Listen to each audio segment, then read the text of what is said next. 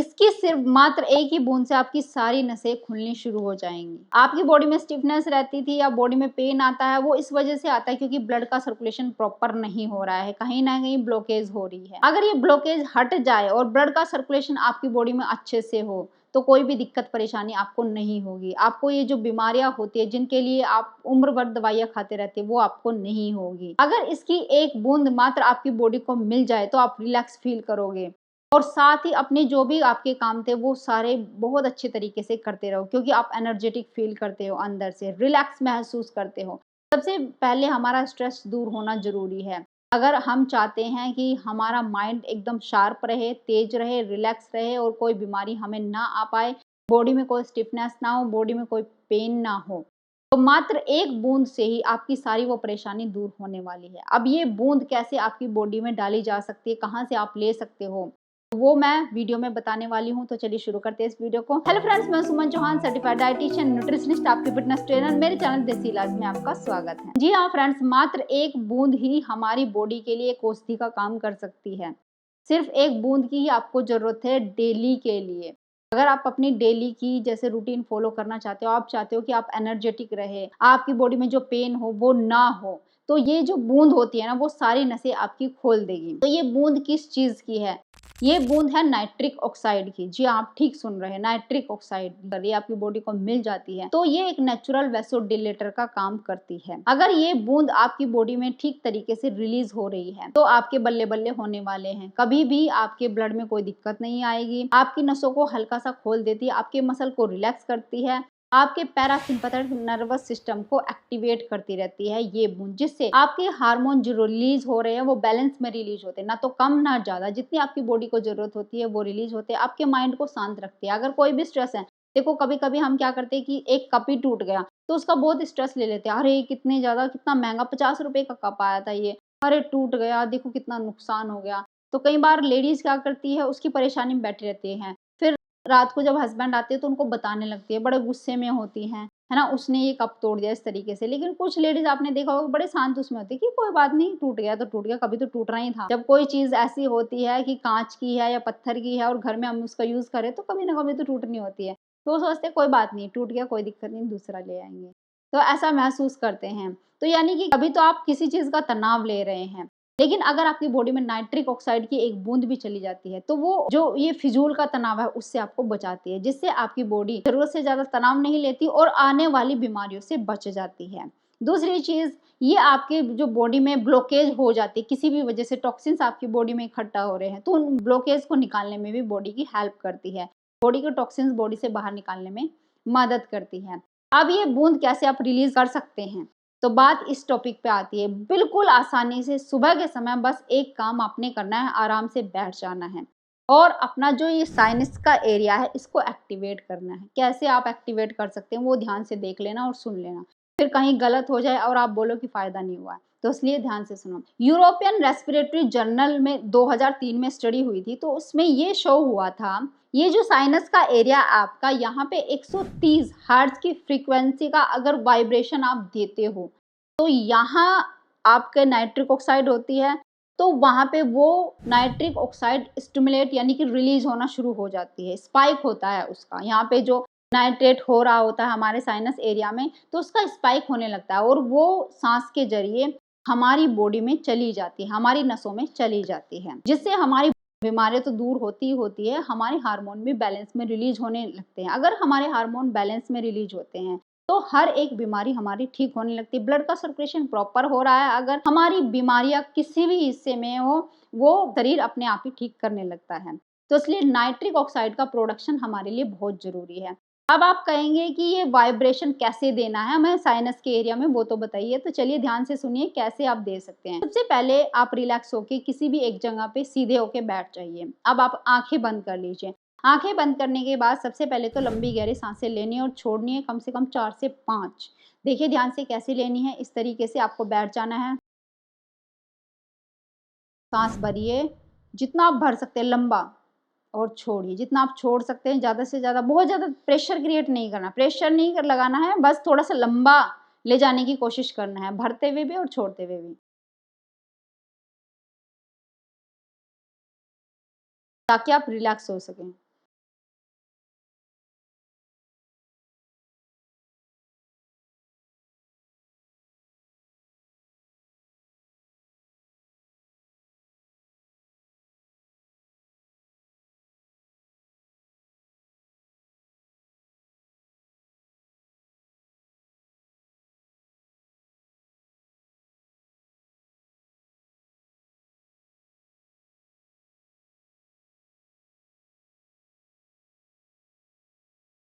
अभी। अब इसके बाद आंखें नहीं खोलनी है, लेकिन मैं बताने के लिए आंखें खोल रही हूँ। अब इसके बाद आपको क्या करना है, अभी यहाँ से शुरू होने वाली है, मतलब अभी शुरू नहीं हुआ था। करना क्या है, अब इसके बाद आपकी बॉडी रिलैक्स हो गई। अब रिलैक्स मोड में आप उस चीज़ को शुरू करेंगे जिससे आपके साइनस एरिया पे वो वाइब्रेशन आप क्रिएट कर सको। देखो, एक भंवरे की आवाज़ होती है, गुंजन होता है, अगर वो आप अपनी बॉडी में पैदा करते हैं, निकाल रहे होते हैं, तो यहाँ पे वाइब्रेशन होना शुरू हो जाता है और आपको सोचने की ज़रूरत नहीं कि ये कितने हर्ट्ज़ का हो रहा है, 130 का, 120 का, 110 का, वो ऑटोमेटिक उतना हो जाता है। तो आपको क्या करना है, भंवरे जैसी आवाज़ को निकालना है सांस को छोड़ते हुए।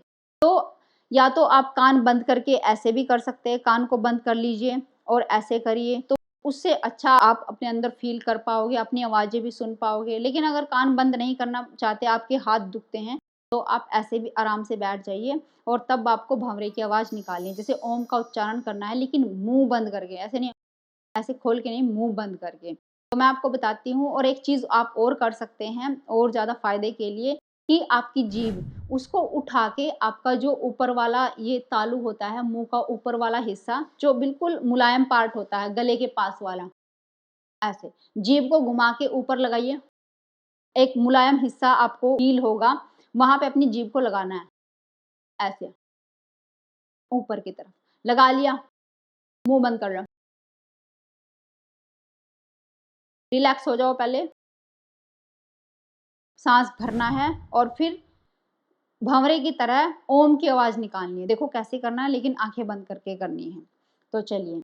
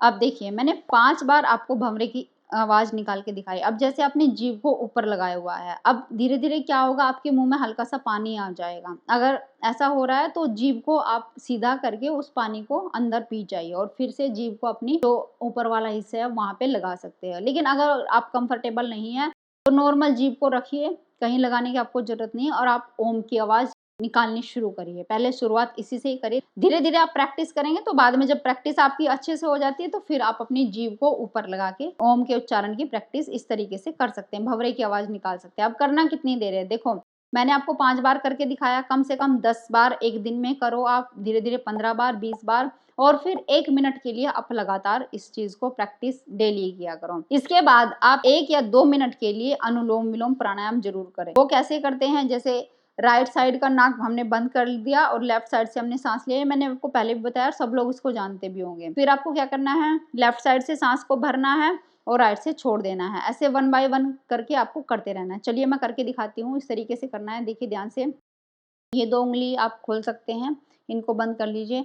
अंगूठे से पहले साँस भरेंगे, ऐसे नॉर्मल साँस भर लिया, इसको बंद कर दीजिए और दूसरे से छोड़ दीजिए। साँस भरो,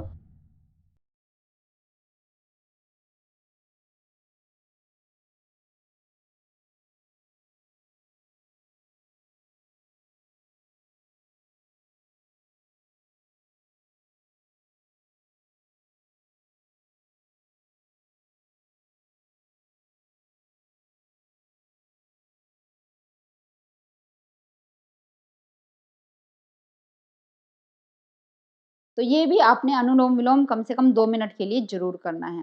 अब कंप्लीट आपका प्राणायाम हो गया।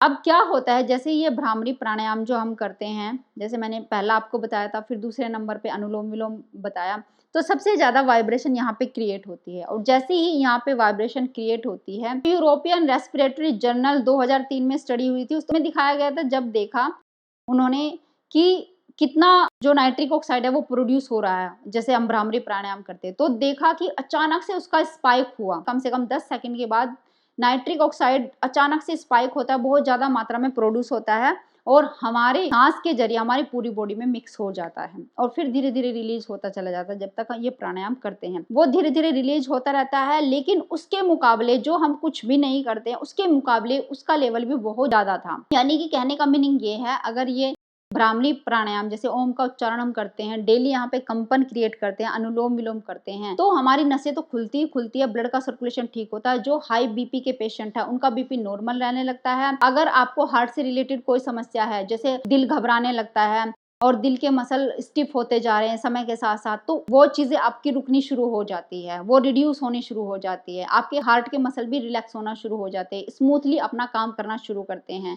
ओवरऑल हेल्थ के लिए भी बहुत अच्छा, आपको काम रखता है, स्ट्रेस फ्री रखता है, जिससे हमारी कई बीमारियाँ ठीक होने लगती है। आधी बीमारियाँ तो स्ट्रेस की वजह से ही होती है, क्योंकि हम बस ऐसा-वैसा स्ट्रेस अपने दिमाग में रखते ही रखते हैं, तो वो उसमें भी हमें बहुत ज़्यादा रिलीफ देखने को मिलता है।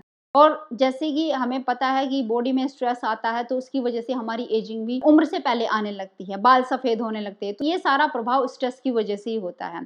तो जब आप अपनी बॉडी को स्ट्रेस फ्री रखते हैं, शांत रखते हैं, रिलैक्स रखते हैं, तो आधी बीमारियाँ तो वैसे ही आपकी ठीक होनी शुरू हो जाती है। और हार्ट को हेल्दी रखना है, तो ये भ्रामरी प्राणायाम आपको ज़रूर करना है और स्पेशली इसकी एक बूंद आपकी बॉडी को मिल जाए, तो आपकी बॉडी एकदम रिलैक्स फ़ील करेगी, बिल्कुल खुश हो जाएगी। तो उम्मीद है ये वीडियो आपको बहुत पसंद आई होगी, आप लाइक शेयर भी करेंगे। अगर आप मेरे चैनल पे नए हैं, चैनल को सब्सक्राइब कर लीजिए। तो फिर मिलती हूँ नेक्स्ट वीडियो में, तब तक के लिए बाय बाय, टेक केयर।